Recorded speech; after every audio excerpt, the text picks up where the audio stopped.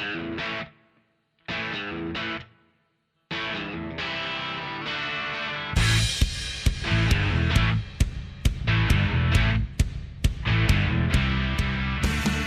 it going, everyone? You're listening to Free Kick, the official AFLW fantasy podcast. And today we've got the gang back together as we review Week 7 and get ready for Week 8. Well, we've also just had the grand final. Does anyone want to say a word about that? Maybe Will? No. Okay, excellent. It's just a hospital. Jono, how you going? I'm going good, Mel. Yeah, no, it's good to have you back, honestly. It feels like it's strange that you're saying, welcome to us to the podcast, but I feel like we're welcoming you back this week. It's been a different podcast without you. Probably 25% less women, I'd say. No, 100%. I don't know if those maths how you think it does. And you're the one with the degree close to maths. Oh. Yep, so I'm back with my great analysis and insights. I've enjoyed 3 weeks of not really thinking about fantasy, and it's showing. Happy to be back. Didn't have the best fantasy week, but I'm very happy to say that my team has survived well in my absence and got to watch a couple of games for the first time in a while on the weekend, so that was nice. How are you going otherwise, Jono? Yeah, pretty good. Pretty good. I mean, the fantasy ranks are flying. We're about to get uninterrupted AFLW football. There's no overlapping fixtures this weekend, which is pretty exciting. It's been a while since that happened. I will say, though, the one overlapping fixture that I did appreciate was having both of the 100th games happening at the same time. So you can say no one got there first. It happened together, which is a nice moment, I think, for the two players. I think so too. That was pretty good. But unfortunately, then couldn't watch both of those games, which was a bit annoying. Yeah. What about you otherwise, Will? Did you get to any games? I did. I went to 2 Geelong games this weekend, and both of them were losses. So, Liam, how was your weekend? I actually didn't go to any footy. The bad weather scared me off going and watching Essendon against North. That and what I was expecting to be impending doom. To be up 20-0 at quarter time was certainly not to be expected. I didn't believe it for a second. I gave us literally zero chance of winning. And the fact that we were already then back behind North with 7.5 minutes to go in the second quarter, once North had the win, really did speak to why it was that we were behind. But we were more competitive than I was expecting. And I had very low expectations, and they were bettered. So, it wasn't the worst weekend. I feel like you were coming in with gloom and doom saying this is going to be a 100+ point loss. So, I mean, anything is better than that, really.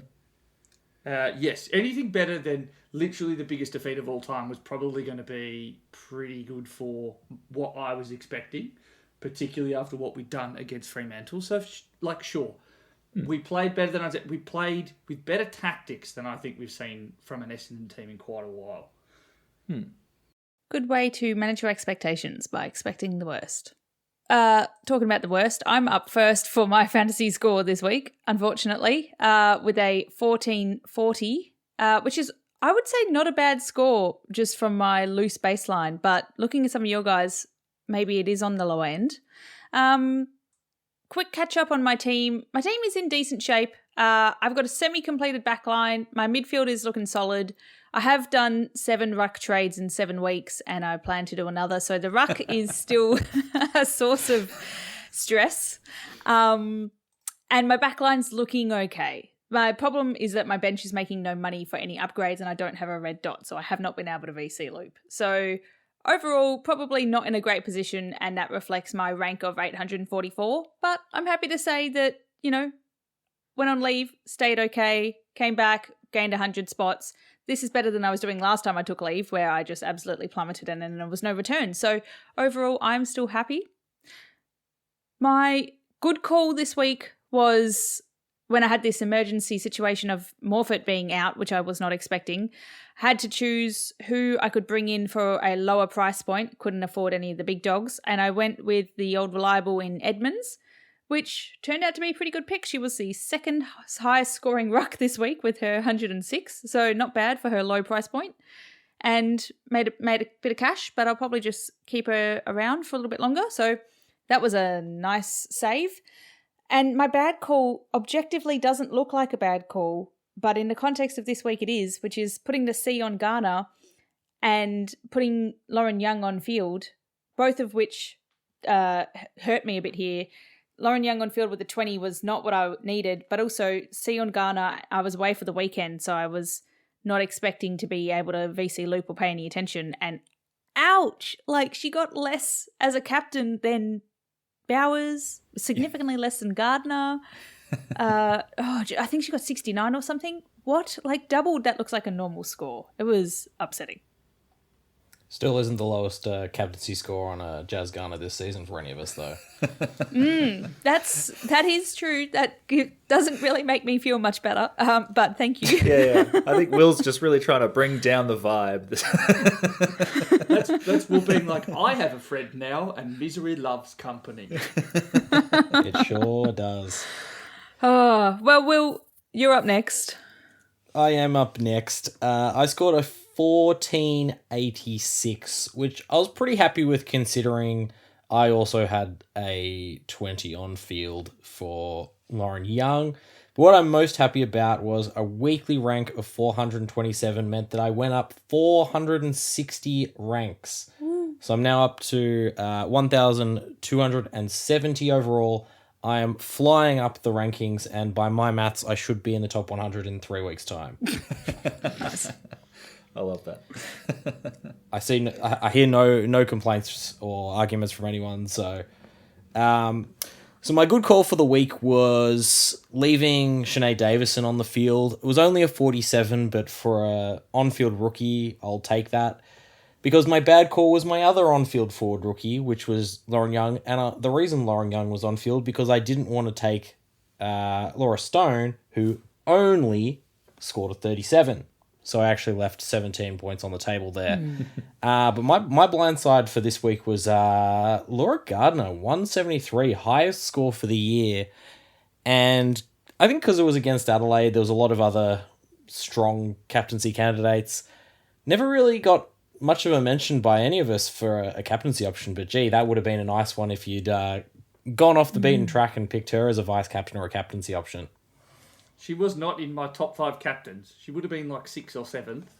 But yeah, it was just like, I was expecting a classic Laura Gardner 114 in an okay matchup, but nothing spectacular. But she was insane.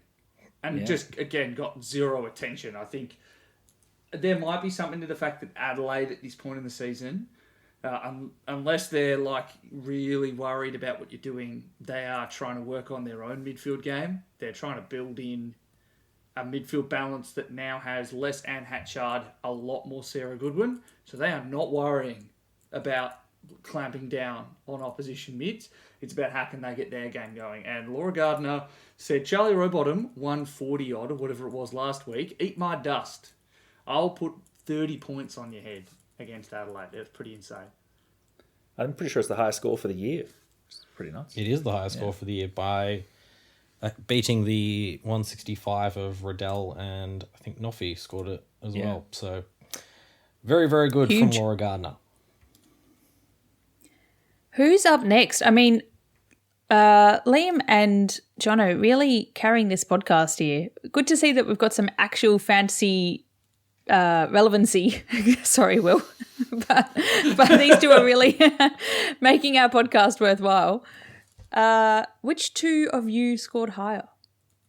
I think Liam was the higher one this week, so it does fall to me to be next. I've fortunately not captained Garner yet this season, so my season is yet to fall apart. Give it a few weeks. This week I had a 1,525, which left me with a weekly ranking of 187, and I moved up 11 spots to 44th, which I was pretty happy about. We'll get to why I'm not soon. But for the moment, pretty happy with my spot there.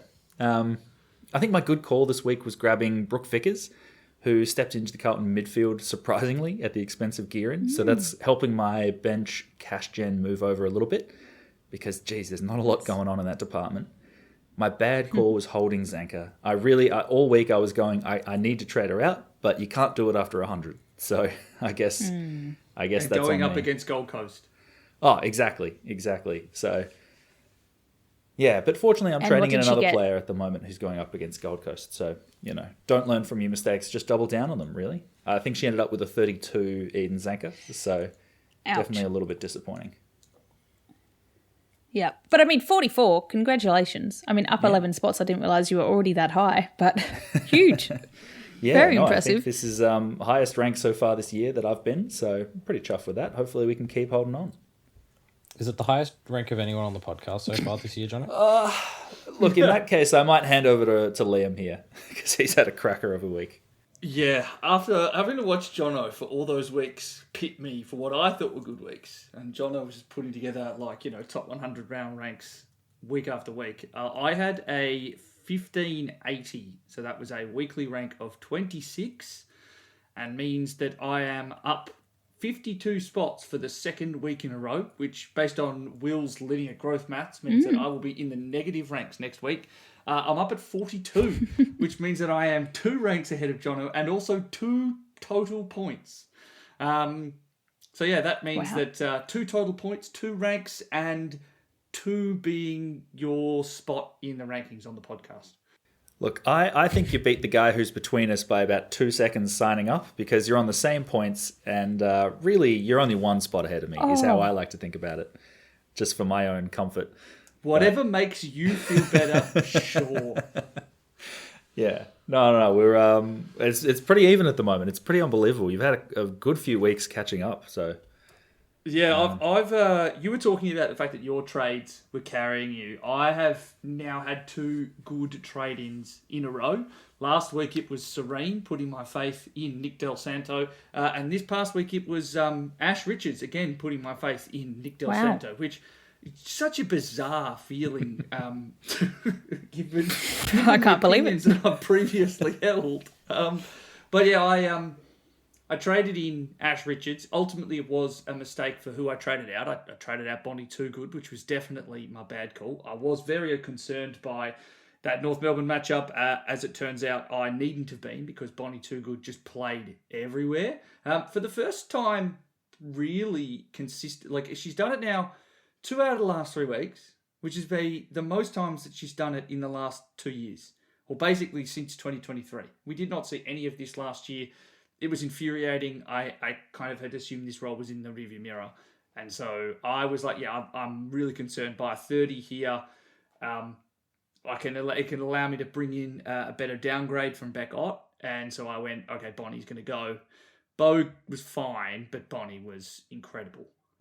yeah. No, she was unbelievable. But I think my thoughts on Thursday night in our live episode where I was saying that she'd had this great score against North a couple of years ago, it was actually a premonition of what was about to happen on the weekend. It really was. It really was, because the score she had against North last time was 30. Yeah, it was woeful. So Yeah, but this is what I had in my mind. Yeah, You were a seer. You weren't like looking back into the annals of history. But yeah, I've kind of buried the lead here. Ash Richards, amazing. Was on 70 at halftime. Had a very quiet third quarter, and then unfortunately midway through the fourth rolled her ankle. The extent of that injury is currently unknown, so it could be a good call that is tinged with sadness if I'm forced to pivot on my trades after. I was pretty happy with it, if only because she's rocketed up in cash this past week. Her break even was 42 last week. Putting on that 97 was definitely one where I was extremely happy.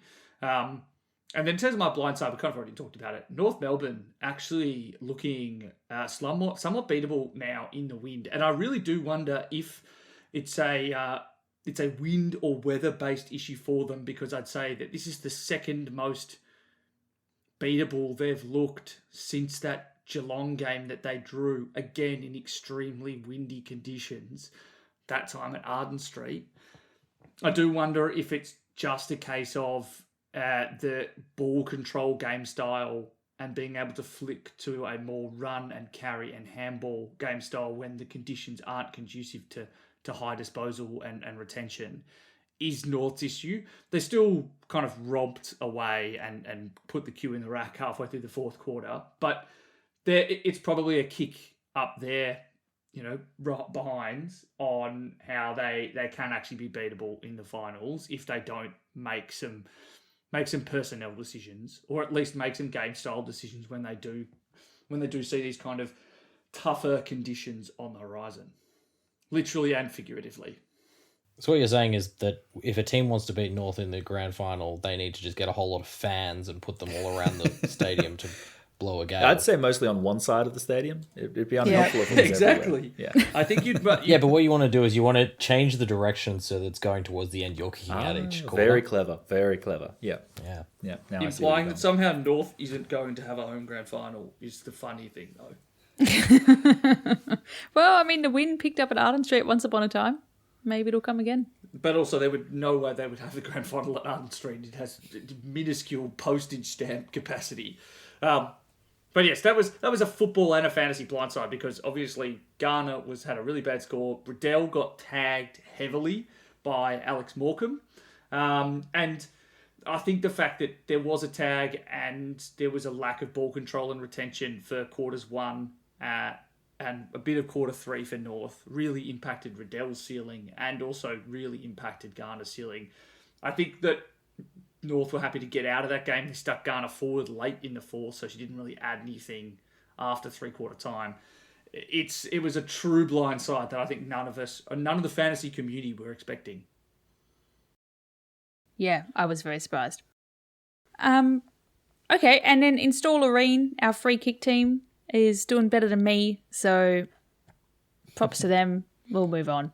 I think they went from being top of the leaderboard last week to bottom this week. It's starting to make sense again, at least. Good, yes. Are you still doing the trades for that, Liam? Yep, they get done once. There's no looping. Captain Ghana had Barnett's injury, had Zanka's injury. Zanka's crap score. It was just a dreadful week for Installerine. It approaches fantasy in the same way that I do. Set and forget. Okay, watch and wait scoreboard, Will. Who have we got? I like that I've been just thrown that again, even though I didn't score the lowest score. Apparently, Mel, the way that it's been changed to by Liam is that the person who finishes lowest in the previous shipping report does the watch and rate. However, it has always just been me. Oh, for both of the cases. Because you finished lowest so many times. Yeah, correct. I just thought it was is your probably thing. just habit. No, it's a gradual shift that I, as host, was just like, yep, we're doing this. You finish lowest ranked, you do the watch and wait scoreboard. So Excellent. Well, as the trade manufacturer of Installerine, off you go, Liam. oh, damn. Fair enough. I like it. All right, so up the top of the rankings, we have Rosie's Ruiners once again with 10,663 points. They scored a 1468. They only lead by 31 points, so that's 2 weeks in a row now where they have dropped somewhat. Top scorer of the week was Whatles from Luke, who scored a 1618. Massive score.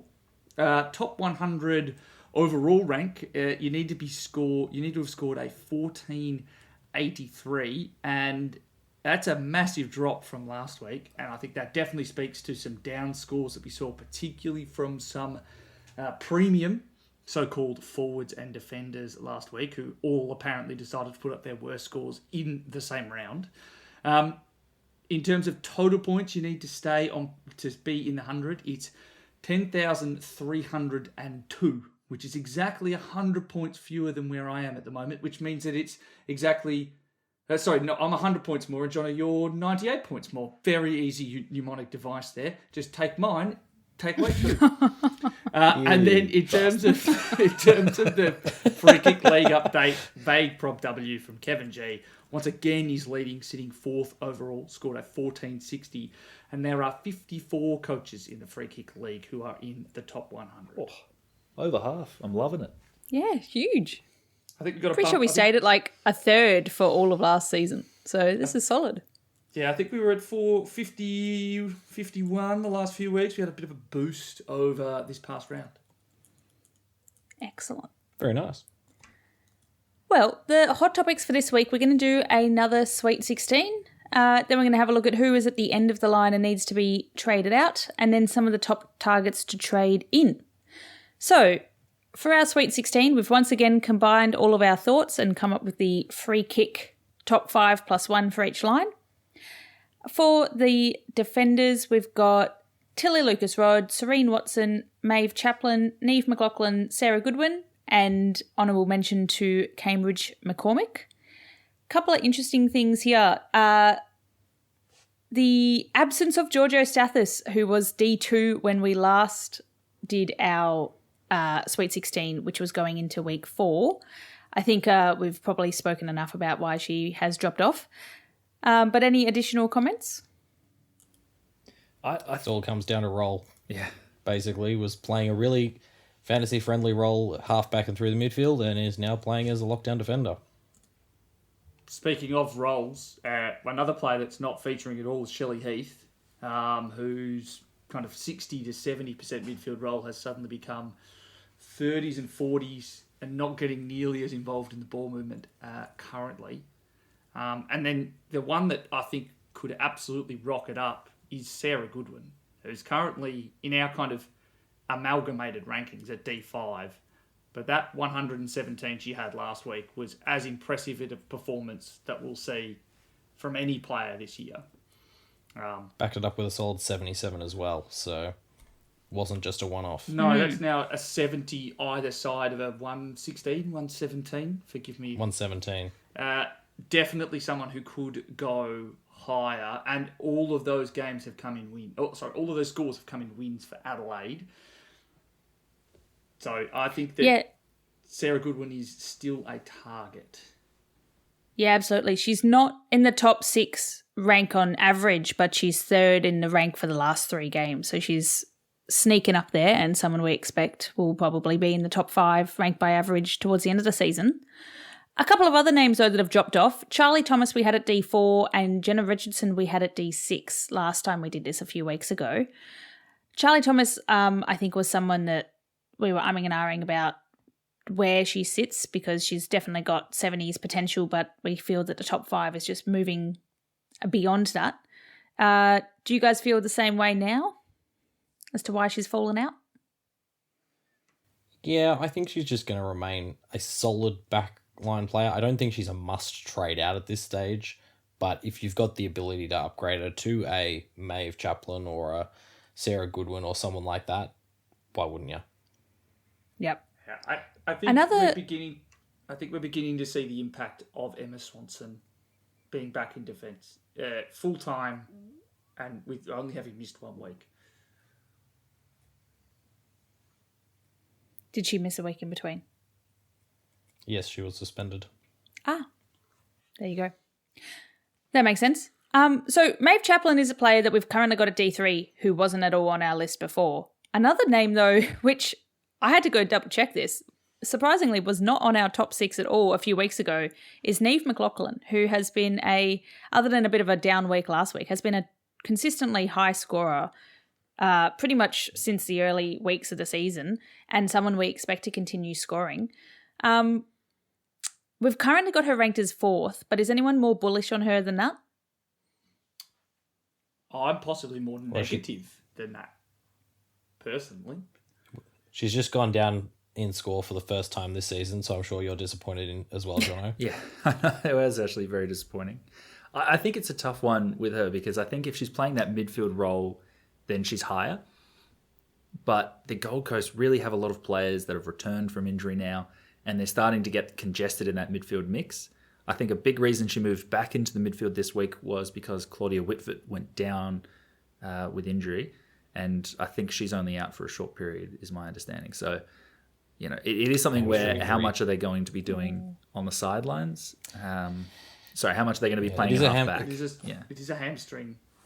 It is a hamstring injury for a player who missed the first month of the season with a hamstring injury. Is it a hamstring? I think it could be. Oh, okay. Yes. I thought it was the other leg, but if it's the same recurrence, then that could be a much bigger issue. Yeah, don't know if it's the same one, but for a player who's had hamstring issues this year already, I think that could be put her in cotton wool. See you next year, Claudia Whitford.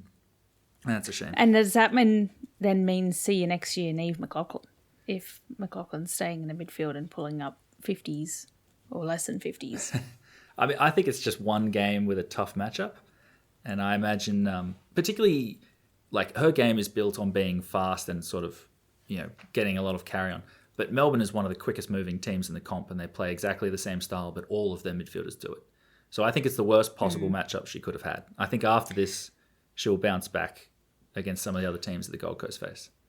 I will also say that when she spent almost all of the fourth quarter in the midfield, her opponent was Shelley Heath. And for whatever reason, and this is more a complaint that I have about Gold Coast, your ruck is actually, and you're able to talk with your midfielders about where you set up to get your most damaging clearance players into the right positions. Whomever was responsible for selling Niamh McLaughlin to go sit 3 or 4 metres on the backside of the stoppage, where the ball was just no tap got there all day. Like Lauren Bella and Lauren Pearce were dropping it at feet.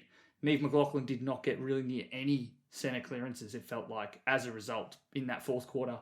I would hope that, there's a bit of soul searching tactically done. But yeah, it is cause for alarm, her bit of her role insecurity and instability. I think the fixture is better for her as a defender. Hawthorn, Western Bulldogs, Collingwood and Richmond with the final 4. It's just Brisbane this week, which is the concern, which is also a bad midfield matchup, but it's definitely worse for defenders. Yeah, it's because she's very expensive. I mean, she did just lose a bit of money, but do you think there's question marks around capitalising on her 988K to upgrade to someone else, potentially a Sarah Goodwin, who I think her ownership has skyrocketed up recently, but a Maeve Chaplin, a Sarah Goodwin, a Serene Watson, anyone else on this list, or would you be holding knowing that price? I think there's some merit to it because with that 49, she's got a sky-high break-even. So it's a one-week trade-out for sure, but it is a luxury. And I think most teams are going to have something far more pressing to deal with. So unless you're really unable to find the cash in any other way or your team is just so well set that you can't do anything else, I wouldn't be prioritising it.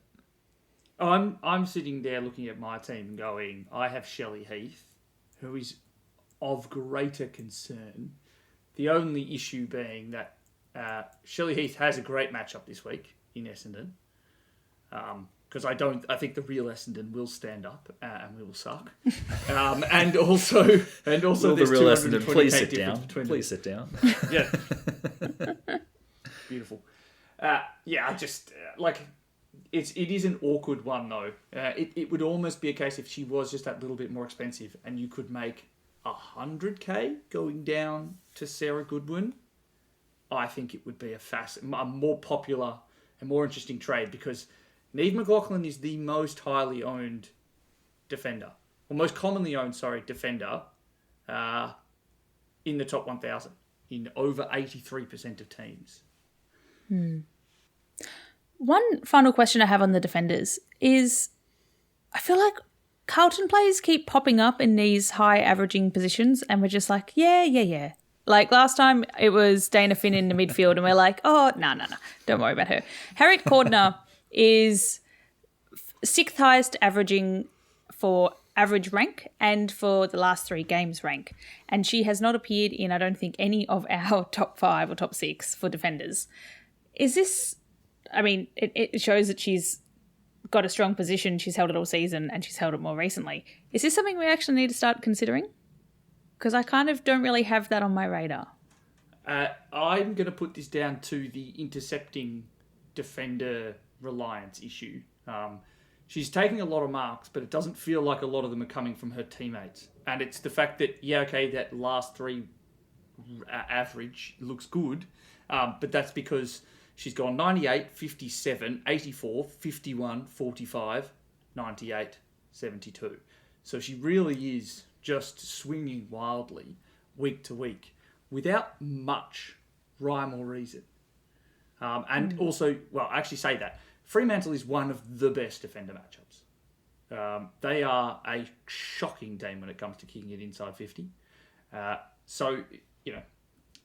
can't remember if they do, but if Carlton play Adelaide, I would say that picking Harriet Cordner for a week would be a good idea. No, they've got a pretty tough defender matchup for the last 4. But I think this Jono, is one you look where... like you had something to say. Oh, it's how I am to look. Yeah. No, I don't really have much. I think it's just it's that high variance that I just don't enjoy having in my team, and so I don't know. I feel like if you time it well, you're going to go really well, but if you don't, you're going to be struggling in your rank, and that's just not how I like my seasons to be determined. So Yeah, what's annoying is that she averages out to be so relevant. If we just had her at the start and just sat there and rode the chaos, we could have the 6th highest averaging defender in our side, but no. But that's a good summary. Any passing defender thoughts? did we mention that we had Serene Watson at D2? Because I feel like we've skipped that one, and I don't think we've got a clear order for the listeners to know. Would it be helpful if we just ran through them? I believe I read them out Yeah, at we the read start. them out off the start. Yeah, but to Oh, okay. repeat. I must have missed that. Sorry. Would you like to sandwich it with another readout, maybe? No, it's okay. It's okay. No, I think So to recap, Tilly Lucas Rod at 1, Serene Watson at 2, Maeve Chaplin at 3, Neve McLaughlin at 4, Sarah Goodwin at 5, and then Cambridge McCormick at 6, who would be higher, I think, if she had a better run. Okay. should we read out the order of them? Do you want to give it a third go, just for Jono? I do need the help. Well, rather than do that again, let's go to the midfielders. So our Week 8 preview combined average for midfielder ranks, we've got Ebony Marinoff at 1, Kiara Bowers at 2, Ash Riddell 3, Laura Gardner 4, Jasmine Garner M5, and Georgia Nanscorn honourable mention at M6. This is very similar to the Sweet 16 that we put together looking into Week 4 at the Week 4 preview. We've essentially got the same 5 players for the top 5 positions, and then it was a close call between Britt Benici and Georgia Nanscorn for M6. So the only thing that's really shuffled is Bowers has gone up a little bit, Garner's gone up a bit, and Riddell and Noffy have swapped. So we kind of believe the same story is there. And this is the 5 midfielders I have in my side. What about you guys? Same for me. Assume all the same. I don't have Garner. I'm waiting one more week on the hopes that the 69 scored last week right. will drop her just that little bit more to make her that little bit more affordable. And I'm keeping Ellie Anderson in with the favourable matchup against a Gold Coast team that lost 4 players to injury.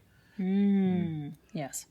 Yeah, this line to me feels like the most settled of any of the lines. Like, there's a question mark on who's going to be top amongst them, but I think they're pretty far above the next best players in the comp. Yeah, it feels like a comfortable position in that these 5 have kind of followed us through, and 6 and 7 have chopped and changed a bit. And we're back to the normal chaos of, oh no, which one do you captain out of these 5 great players? And one of them will go big each week, and it's a bit of a gamble. And you get it wrong, it kind of hurts you. But it's like familiar territory. Yeah. I think the top 5 average, if you take out Garner's 51, being injury affected, I think they average pretty much all 10 above Georgia Nanscorn, who averages 6 above Ella Roberts. So it's just, it's a different world we're operating in with these high scorers. Yes, which then brings to our attention that on the rank by the last 3 averages, we've got a few new names who none of us think are really going to stay through. We've got Gabby Newton is currently the 4th highest averaging midfielder, Charlie Rowbottom at 5th, and good old Carlton that never quite makes it into our top rankings. We've got Dana Finn at M6. I actually thought Dana Finn has shown the potential and is possibly a bit underrated. I think she could be someone that stays at M6 or M5 position towards the end of the season. I know they've got a little bit of a tough run, but it seems like she's got some really high ceilings, and I just feel like she's going to be, or not necessarily the highest ceilings, but like quite consistent, and I feel like she's going to be one of those ones that just sneaks up and surprises us, because she has already surprised us a few times before. Any of you other guys reckon she's going to end at top 6 or not so much? I think it's less necessarily top 6. That she's been very consistently scoring between 100 and 120, which is fantastic. But as we're kind of saying about those other 5, they're all averaging 120. So I think Finn's definitely in the conversation for top 10. Absolutely. just based on the fact that since that 100 run started, she hasn't gone below it.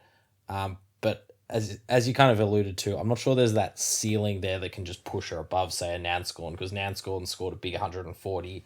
Finn probably doesn't have that sort of heights, but a very safe M5 option if that's the way you go for it. I would say as well, she has played that well that she will start to become a magnet that is put up in lights for Carlton, as if you want to beat them, you need to shut down what she's doing.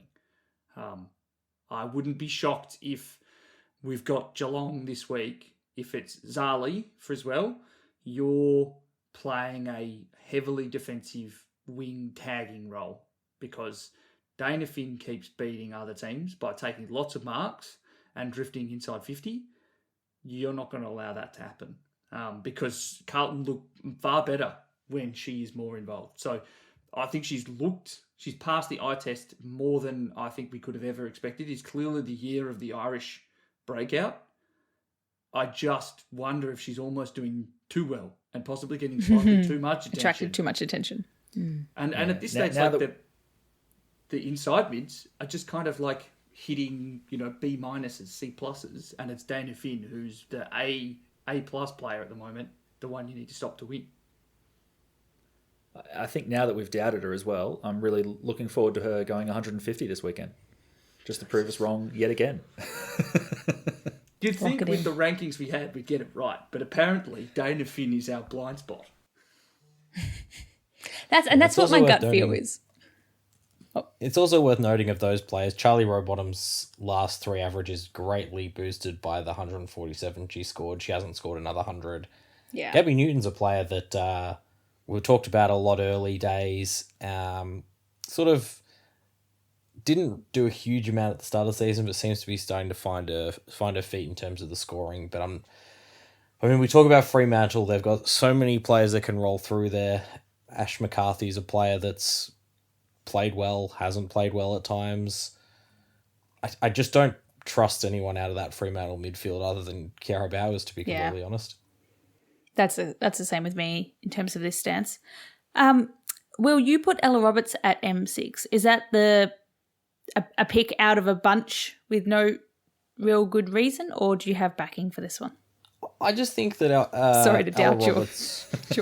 Ella Roberts, yeah, well, now I doubt myself. Ella Roberts played really well on the weekend, looked really, really good, was against GWS to be fair, but I think Ella Roberts is probably the only player with the ceiling and the consistency to do that can probably challenge Georgia Nanscorn for that M6 to be behind the other big 5 players, kicks goals, takes marks, does everything in there. I think that, I think she's such a talented player. I love watching her play. So just a bit of a left field one from me there. I think I was close to putting her in, if in part because Georgia Nanscorn's run is not good for the final month with no easy matchups. The tough thing and the reason why I lent Nanscorn is Nanscorn is never going to be the tagged midfielder at Essendon. It's always going to be Maddie Prespakis that you're most concerned about being a game breaker.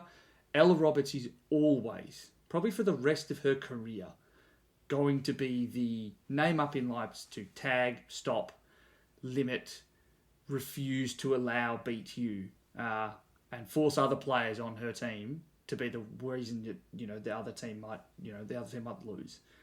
I wonder if there's maybe 1 or 2 bad, below par scores, and then there's also a very high possibility of a 130 with a couple of goals in there too. I reckon there's a fair chance that Ella Roberts is leading the league best and fairest at the moment. She's had an absolutely stellar year, and I can't see how those tags aren't coming every week. Which would be a bit of a scoring bummer. Yes. Okay. Well, anyone want to talk about the order of the top 5? Because I kind of just was like, yeah, same 5, move on. Yeah. I mean, to me, it doesn't matter too much. The bigger question is there's a couple players that are a little bit lower owned. And when I say lower owned, I think like 70 out of the top 100 still own someone like Laura Gardner. The question to me is it a priority to get in one if you don't have them? And I'd say if you don't have Jazz Garner or Ash Riddell, they're at a pretty cheap price. It's a good time to jump on. But Gardner and Bowers and Marinoff are all so expensive right now. I'm not sure if it's worth, with the limited cash that we have left, sort of blowing up your team at the moment to try and jump aboard. Yeah. Laura Gardner, particularly Gardner and Bowers both going up 122k. That is a unaffordable amount. Like, I think if you don't have either of those guys, this is not the week to get them.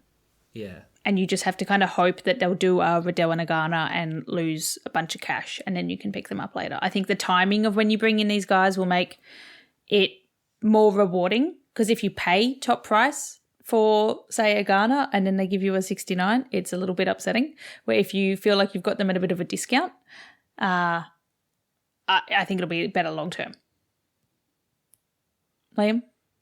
No, you summarise it pretty well. And also fascinatingly, inside the top 100, Laura Gardner is the most lowly owned of the 5 at 72.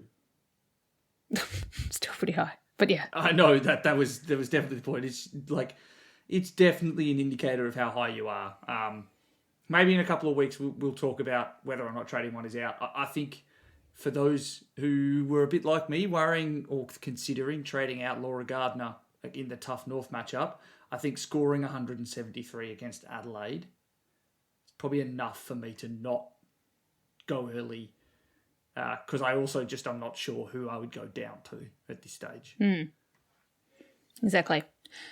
On the Rucks, we have seen an interesting little flip-flop here. So we have unanimously decided that Lucy Wales sits first, and it's a bit of a toss-up between Matilda Schultz and Mim Strom as to who is going to be the second highest ruck, with who have we got here? Will and I going Schultz and Jono and Liam going Strom, which is a flip from where we had it last time, which we put Mim Strom unanimously first, followed by Lucy Wales with a question mark along Ali Morfitt, making an assumption here that Ali Morfitt's injury will keep her out for a little bit longer, and that's why she's not someone that I've considered here. Lucy Wales, pretty much a lock. We saw another really great week from her. She's now... One moment, please. She went up another 137k. She's now the most expensive ruck by a significant margin. Do either of you guys have Lucy? Jono, do you have Lucy? Yeah, just Wales? a question. If Jono had Lucy instead of Mim Strom, would he have beaten me this week? If I had Lucy instead of Strom, I'd be ranked like 10th right now. It's very upsetting. I've made one ruck trade this year, and I regret it so deeply. I don't know how you're dealing with 7 mil. It's honestly, it's difficult. I think she's unbelievable. She just had a season high, a career high disposal count with 27 on the weekend, and looks phenomenal. I don't know how she's going to go against the big-bodied Mim Strom this week, but honestly, at the moment, she's in unbelievable form. And Mim Strom is down on form. Her hit-out win rate is down about 10%, and I cannot for the life of me figure out why. It's very bizarre. Her marking and her hands still look just as good. But yeah, she's just not dominating the hit-outs nearly as much this year. I wonder if maybe there is some kind of injury niggle. There's that like a bit of aggression at ruck stoppages, and maybe with laying some repeat tackles. I'm just loving the fact that after, I can't remember if it was the ruck episode or the post-preseason game episode, I said, of all players that I think could make a Mim Strom-like jump this year, it's Lucy Wales. I didn't do anything. Well, we can watch them for my team jump together. I certainly said it. Yeah, this will be an interesting matchup. I'm very keen to watch Freo versus Hawks just to rival you, Jono, but particularly for the Rucks. I think maybe they can battle out and decide who gets first rank just in this upcoming game. But Matilda Schultz, that's your ruck, yeah, Liam, has been on some pretty solid form. And I think she's currently sitting $500,000 above Strom and Morfitt. If Morfitt's injury is remaining out, she could be a serious ruck to like lock for the rest of the season. Jono, as a Strom owner, would you consider going to Schultz, or would you be only going to Wales? I'm also a Strom owner. What? Yeah, but it's better to ask Jono about it. I don't think it's a priority. There are more pressing concerns. I do think in time I will make the switch, but yeah, just for the moment, I think I'm going to ride it out a little bit longer just to ensure that it wasn't just a handy fixture, because it was a matchup against Geelong that she's put up this 131. That's pretty friendly for Rucks. If she can keep this going, her price may be a bit more expensive, but I'll have a lot more confidence in it, even though I do think she's almost certainly going to be the top ruck from here. Just a name that we should give some respect to, one who's already copped a mention, and it's Edmonds. Just to keep it on the radar that she has Geelong into St Kilda in the final 2 rounds. So I think I'm keeping her. Wow, you've cut yourself from at least one avenue of ruck trades. I'm already doing one this week, but that might be my last. Never say never. Oh dear. Will, any thoughts on the Rucks? You've been a bit quiet over there. I've just got the wrong Wales at the moment, is the problem. Steph Wales has been going all right for me. I bought her in when she was fairly cheap and doing okay, but it's no Lucy. So, yeah. Would you swap? That's it. If I could. Excellent. It's a fair price. We'll leave it at that. Yeah. Would you like $50 or $100? Take your pick. Yeah. Okay, well, over to the forwards then. Our combined Week 8 preview top 5 are Zali Goldsworthy at 1, Montana Ham at 2, Chloe Molloy at 3, Courtney Hodder 4, Ashley Woodland 5, and Ash Richards for F6/honourable mention. This is pretty much the same as what we said for the top 3 a few weeks ago, being Zali, Chloe, Montana, and also the same as the current averages of ranks, which is Zali, Montana, and Chloe. So I think those top 3 fairly much locked in. I am very fortunate to have all 3, although I did bring in Chloe Molloy for her very low score and lost a lot of money immediately, but I will just ride that one to the finish line. The spiciness comes on the bottom 3 here. We've got Woodland, who is the same from what we said a few weeks ago, albeit a little bit lower. And Tani Evans and Eden Zanka are 2 names that have not reappeared. Evans got a 53 this week, and Zanka, as one of you has already mentioned, got a pretty low score. Why is Evans not reappearing now, do we think? Because I don't really have a solid reason to not include her. It's more that I don't have a strong reason to include her. I think that is exactly the problem. I think that she's just a hair below, and the role is variable enough week to week. I think she probably scores a 70 if she doesn't bust her nose against West Coast, which means she scores almost nothing in the first quarter. But yeah, I just think it's like I don't know about the ceiling, and I don't feel like I can predict the ceiling. Whereas everyone else in here has a degree of midfield involvement, which does give us some additional belief in their scoring. Yeah, Hodder and Richards are 2 that when I was last on the pod weren't really names that we were talking about that much, and now I come back and they look essential. So I haven't really laid eyes. Well, I watched Hodder for a little bit and she did look phenomenal. And these are 2 names that, are very fitting then for our final run. But given that they have kind of appeared as top 5 potential in the last few weeks, what's the justification that they're going to stay for the rest of the season? Yeah, so I guess with Courtney Hodder, Brisbane had, there was that article that came out by Gemma and Sarah Black, Gemma Bastiani, basically just doing a fixture analysis of the first half compared to the last half of the year. And Brisbane had the second hardest run to start the year, and they have the easiest run on the way home. I think it really opens up, and we've seen in the last couple games what Hodder can do with that easier run and a little bit more midfield time.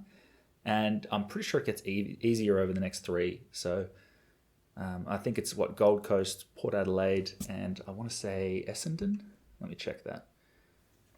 Gold Coast, Port Adelaide, Essendon, Melbourne, Collingwood, final 5. Best run for forwards, second best run for forwards to end the year.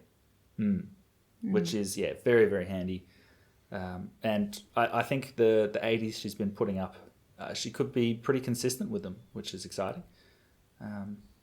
Yeah, I'll be keen to see if she can keep it up over the next few weeks, because so far it's been that tackling pressure that she brings really helps those scores, stay pretty high. Yeah. I guess my selfish question is, given there's only a few weeks left, I guess it's 5 weeks, but has she already gone up so much in price in a short period of time that she's too expensive to grab? But maybe this is a discussion for trade sections later. I think that if you can afford to get her in, she's a great target because of the run that John was talking about. Yeah. We're sort of in the period where money's still very important right now, but come 3 weeks' time, we're going to be caring a lot more about the points that we've got on field. So if you've got the cash to spend this week, I wouldn't stress too hard about it. Yes. Another name that's quite interesting, I think, is Jackie Parry, who's currently 5th in terms of average rank and on the last 3 average rank. She's someone that, Will, you put in your top 5 or 6. Is she someone we should all be considering? Yes. Say no more. Okay. Say less. Seriously, say less.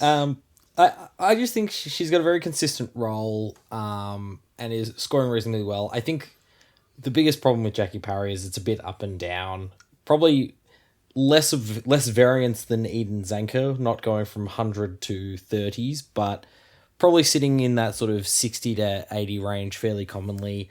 I don't think I'd back it in enough to say, yep, you got to bring her in definitely in the top 5, and she is quite expensive. That is the other thing that does need to be taken into account. She is priced at over $1 million, which makes her the second most expensive forward currently.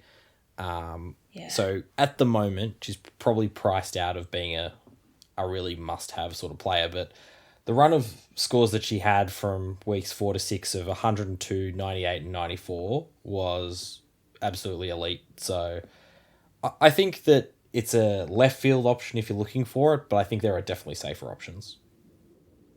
I would probably take Aisling Maloney at 160k cheaper. I have. Currently sitting at my F4. Well, there you go. I also think it's worthwhile mentioning that Jesse Wardlaw has had a pretty stellar run of form in the last few games, and Imogen Barnett would probably rank higher for us if it weren't for the fact she just had a 35 and looked really sore up against the Western Bulldogs. Spent most of the second half playing forward, and Collingwood were pretty soundly beaten by that point, so the ball wasn't really getting there whatsoever. A really awkwardly timed one because her next 2 matchups for Rucks are excellent with West Coast and St Kilda. It's just that final 3, which is Richmond, Gold Coast and Brisbane, might be a little concerning. I think the bigger question will be for owners, does she need to be traded out? Could you get up to Courtney Hodder at 120k more expensive? It's almost a complete sideways trade to Bonnie Toogood. It's a downgrade to Aisling Maloney. I think that's certainly something worthwhile exploring. Well, I was thinking she's got a good run for the next couple of weeks. She could bounce back, make some money, and then be an upgrade target. We've still got 5 weeks left, I guess. Do you think it's urgent that she's traded out? Because I was almost more bullish on her for the next couple of weeks. I don't think it's urgent. It's obviously what her injury actually was. We didn't really get much word on what she'd done. The break-even is only 82, so I don't think she's an uber priority. But if you're sitting there looking at your team going, I've got Brie Conan, who's sitting just a hair below the top 6, or Imogen Barnett, just a hair below the top 6, I think you could definitely make the case for Barnett going out first over Conan. Fair. Well, that brings us to the end of our Sweet 16. Pretty detailed. I don't know if we'll do another one in the season or not, but that's where we've left off so far. Over to Liam for the end of the line. Who needs to leave our squads? Yes, well, I've just mentioned one player, and that's Brianna Conan.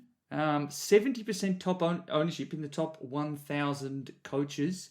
Very popular player.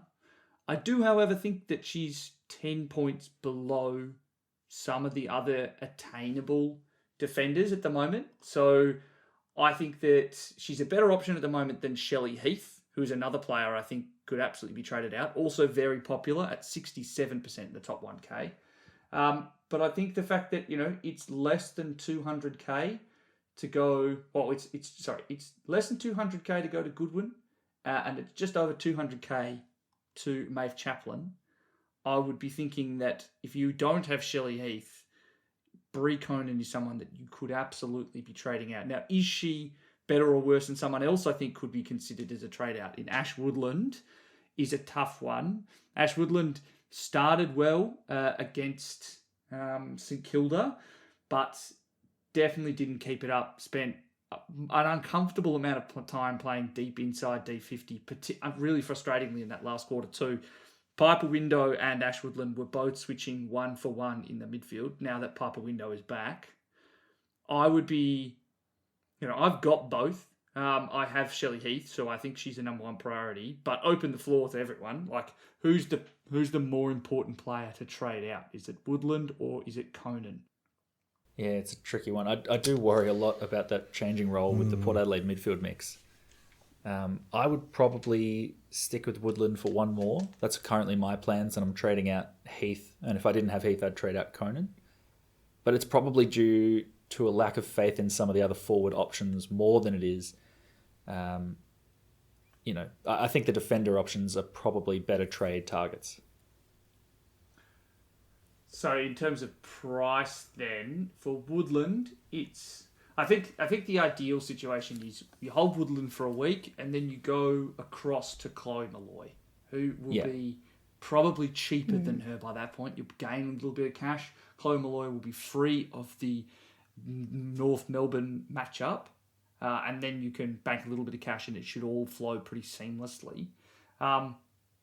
But I think the fact that Woodland is sitting at a spot where she might also lose some cash. So I'm just looking at break even of 88. That is an uncomfortably high number. She's had above 88 once all year, and that was an 89 against Melbourne. So it's a sticky situation. I think that she will be a popular trade out option this week. I think the big question then, if we want to go forwards, who goes out, Woodland or Barnett? I'd say Woodland Well, over Barnett. Unless we get injury reporting that says presuming health. Yeah. Presuming health. Yeah. Will, where are you leaning? Yeah, I'd probably say Woodland as well. West Coast is, as you say, fitness notwithstanding. West Coast, good matchup for Rucks, given Barnett is playing a fair bit through the ruck as well. So I think Woodland's probably the greater priority there. But I, again, don't think it's necessarily a priority. I think it's okay to watch for maybe one more week, although I've definitely been stung by that before. That's fair enough. And then the other players that I think we needed to have a chat about were the popular Sydney players. So it's Gardner, Ham, and Malloy. At this stage, Trade out Laura Gardner, get rid of her, useless. I knew you were going to say that. That went so well for me last time. I think it's at this point where Montana Ham has now dropped enough value that it's not going to actually make you enough to say this is a 1 week trade out. Kind of drop her down 200k, and you're still getting a premium forward. And then Malloy is even cheaper at 886. I think at this stage you're probably wearing it on both of them. But we'd already kind of discussed it. I'd mentioned it with Laura Gardner being a potential player to trade out. As much as I did then also say that Adelaide are a bit of an easier matchup at the moment because they're not putting a lot of defensive attention in, I think the same applies for North Melbourne. They don't apply defensive pressure. They just don't allow the midfielders to score because they accumulate so much.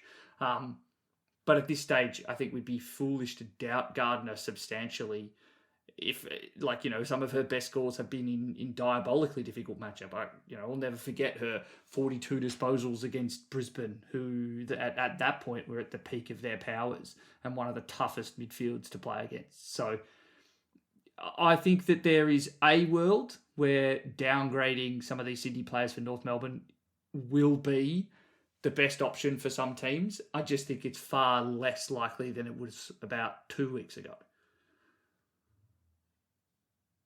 So yeah, those are my thoughts on players to trade out. I don't know if you guys have also thought about some highly owned players that may need to be traded out, but those were the ones I was thinking of.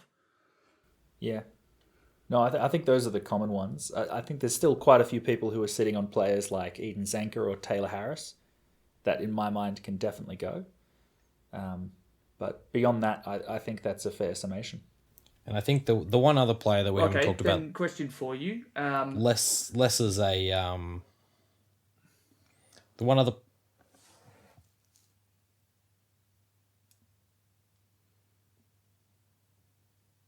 Okay, sorry. The one other player that we haven't really talked about that I think a lot of coaches probably still have is Ash Centra, who has probably come to the end of the line for their money making. So that's probably something that a lot of people are going to use as a big cash injection this week. I've put the Cash Central as the little footnote for this one because I think, a 47 this week after that big 100, very good chance for making a lot of money to the people that held there through the early stages of the year.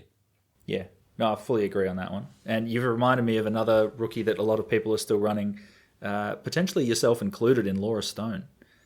Not anymore. Well, yeah, I think this is one of the things where, sure, I think if you're running with the rookie on field and she's your only one, feel free to trade her out. But with the news that Emily Bates is going to miss for a while, I think she's reclaiming her midfield role. So, if you're only looking for 60s, there could be another reason to hold another week longer. Gosh darn it. Yeah, the Hawks are really running out of midfielders with Hipwell going down. As I think we're going to be running Eileen Gilroy through the midfield is probably the next in. So that's going to be an interesting one. She's pretty cheap. Had one CBA too against Geelong. Yeah, I think could be an option. I know she's dropped a lot, but she was a pretty good scorer last year. She's still building her fitness. So that's the one thing that I wouldn't expect too much from her, but just a little quiet option there. I think I was just going to finish off on this Hawthorn point. I think that the fact that Gilroy is back in this team is maybe the reason that if you are looking, like me, for a trade from Blaine Bogue, I'm not going to jump straight into Laura Stone because I don't necessarily trust that she's going to get that role right back. But given that next week the Hawthorn play Gold Coast, Hawthorn v Freo, the midfield, will be one of the most important matchups to watch. Because I think there is a forward option there for us in either of Gilroy or Stone. And we probably want to be picking the right one, whoever that may be. Or potentially Stratton as well. Well, yeah, that she would have to do a lot to break her way into my team. But yeah, technically an option. Georgie Pasparkas is giving Ella Heads vibes, or some other players where they're fine. You just leave them in there because they never do bad enough to trade them out, but they're not good enough, and you get a little bit frustrated each week. Georgie Pasparkas has once again got 100 on top of last week's 100. She is 56% owned in the top 1,000. It feels like, as she didn't even make it on our top 5-6 for the midfield because she is just a rung below, and it doesn't feel like she'll ever be urgent to trade out. But if you have her, I mean, does the fact that we're getting towards the back end make her a bit more urgent because there are players that are scoring 30 points on her each week in the midfield instead? Or would you be happy just to let her continue to sit? I think you probably want to be... Now's a good time to move her across to a Garner if you can do that, I think. It's not the worst one, as you say, to continue holding her. 100's not a bad score by any stretch, but if we are talking about those top fives as being potentially 20 points higher with those massive ceiling scores, you can be missing out on a fair bit of points there. She's like the 12th or 15th most highly owned player in the top 1,000, which just feels like a lot of people are just going, I'll deal with that later. And I think she dropped like 60 owners in the top 100 as everyone decided, yes, I'd like fewer points in my midfield by trading her to Jazz Garner. Hey, I wanted fewer points in my midfield by trading her to Ali Anderson, thank you. So many options for fewer points. Cheaper than Jazz Garner. Yeah, that was the only advantage. I'm like, I've lost out on 19 points, but at least I made 100k there. Oh, golly. Well, any others at the end of their line for you, or shall we move on? I think we had already moved across to targets. Like we've already started Essentially. breaking down the going toings and froings of Hawthorn's midfield. Yeah. I mean, we've got a pretty solid list here. Some players we've definitely already spoken about. Lucy Wales, absolutely, if you can get her. Maeve Chaplin, also absolutely, if you can get her. Any North player, yes, we saw the top two North midfielders lose a large amount of money. So great opportunity to pick them up. So any North player, I assume that means that Blaheen Bogue's a good one to trade in this week, Liam. Yep. Tessa Excellent. Boyd, Mate, actually, that 19's specifically. coming out of her price cycle someday. Not this Someday. week. Not this week it isn't. Jazz Piper Ferguson, Window. Oh, perfect sorry. defender option. Jazz Ferguson, perfect defender option, Liam? Yep, for sure. No, Erica O'Shea is, though. And as is Emma Ricky. Carney. Just because they've got a stunning 2 games up soon for defenders with Richmond, Adelaide and Hawthorn in their last 4. So I think a few of the options I've been looking at here are more on the sense of we don't have a lot of cash on our benches, and so I can move one player up, but I want to fix up a couple people on field. So I've just been looking at a few options that I can take someone like a Shelley Heath or an Eden Zanker down, and then hopefully that just opens up, I suppose, a little bit more flexibility to get the cash moving in the right direction again, because Zanker could lose a bit of money. So I'm looking at Piper Window, who's just come back, put up a 76 and had some good midfield time. Jenna Richardson's just put up 103. I think the variance is going to continue up and down, but I do think, she's an absolute star player. And if she, with a break even, I think it's 33 at the moment, she's definitely going to be going up in price over the next few weeks. And then the other one I'm looking at very strongly is Taylor Smith, who's only at 600k, so exceptionally cheap. But, geez, if you look at her, even this year, which is, substantially lower scoring compared to last year, her numbers are actually not that bad. If you ignore the losses that Brisbane have been in, because I think she scored a 32 against the Hawks, a 33 against Carlton, and a 27 against Adelaide, she's otherwise gone 82, 48, 66, 62. So I think for someone priced at just 602k, it's fairly handy, and it kind of opens up some money to use elsewhere.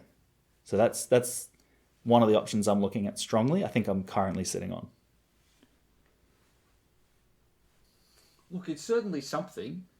Yeah, we talk about it's how a good risky Brisbane's play. run is. It's a risky one, but if I'm trusting that Brisbane's going to dominate over the next few weeks, playing Gold Coast this week just seems like a risk worth taking, Yeah, and that went, I know you've already mentioned it, that went so well for Eden Zanker.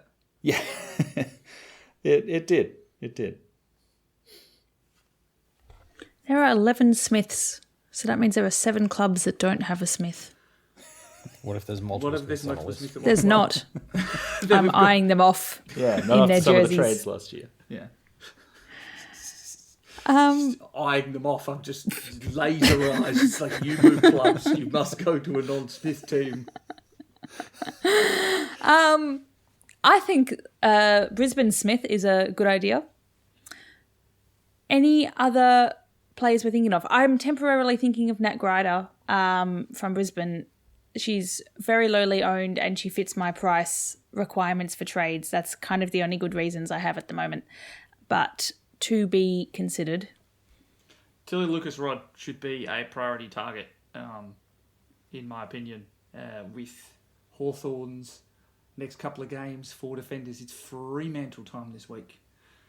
It's Wharfie time for defenders at Hawthorn. Same applies for Big Mac Erdley, who's been playing in defence.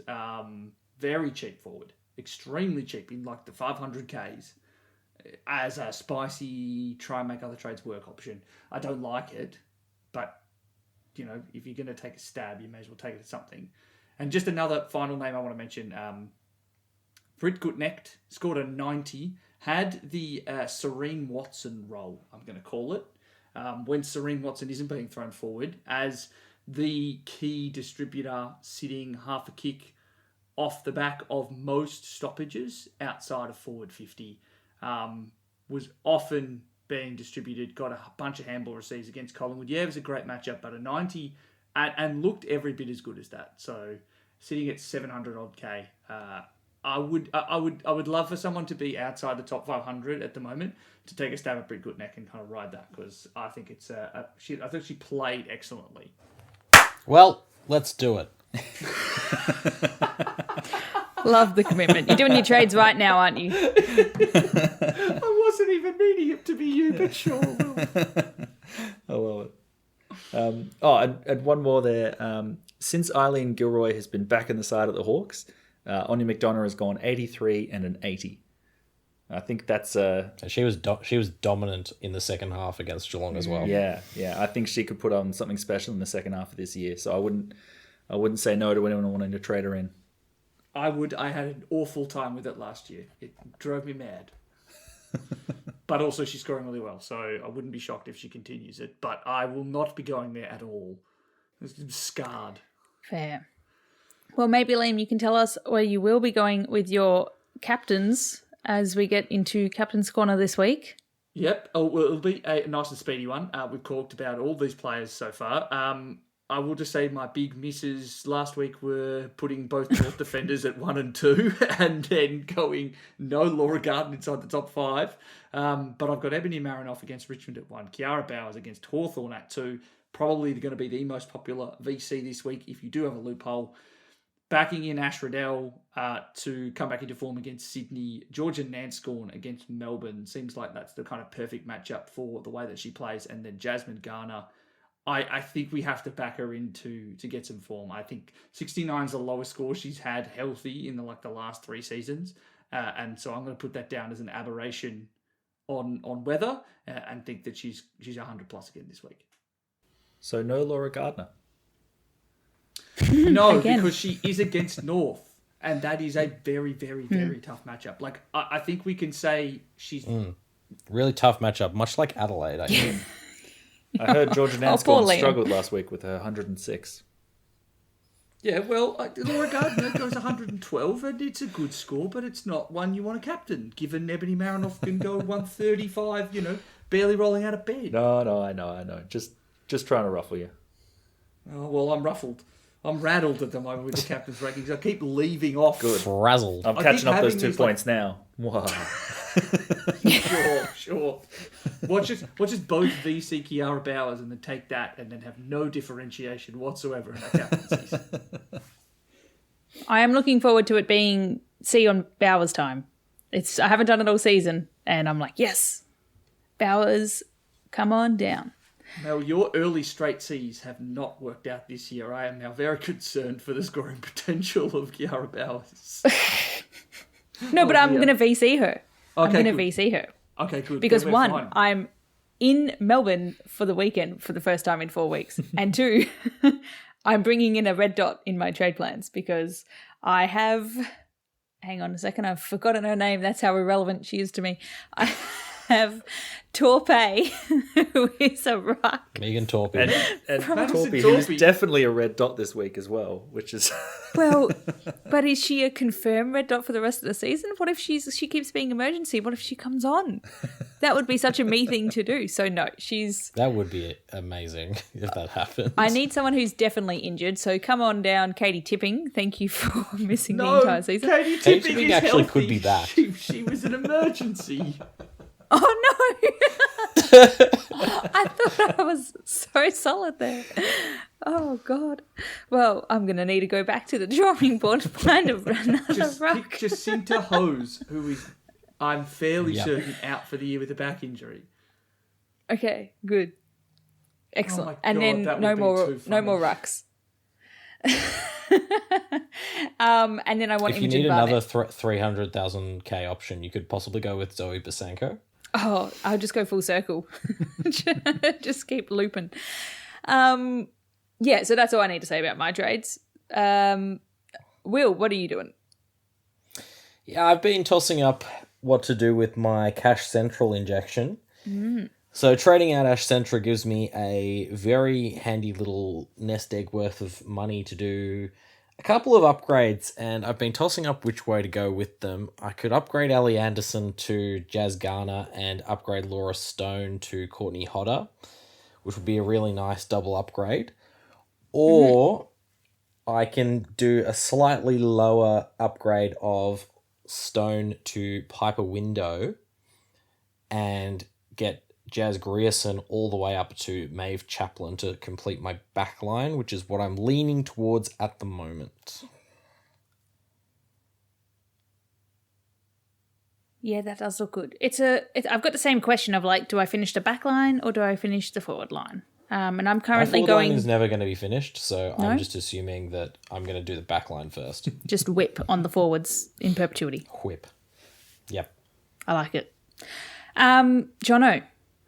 Yeah, so I'll be taking Piper Dunlop down to a 300k rookie. At the moment, that's Gabrielle Pasenko? Beanweg Webster, but that's just because I love her. And I'll figure out who that rookie will be by the time we do our on-air live later this week. And then with my other two trades, I have a choice. I'll either be going with Shelley Heath to Serene Watson and Eden Zanker to Taylor Smith, or I'll be doing the same two outs for Jenna Richardson and Courtney Hodder. So that's a decision I'll be making over the next couple days. Oh, what luxury trades these are. Very nice. If only. And Liam in a position of even more luxury. Slightly. 2 points more luxury.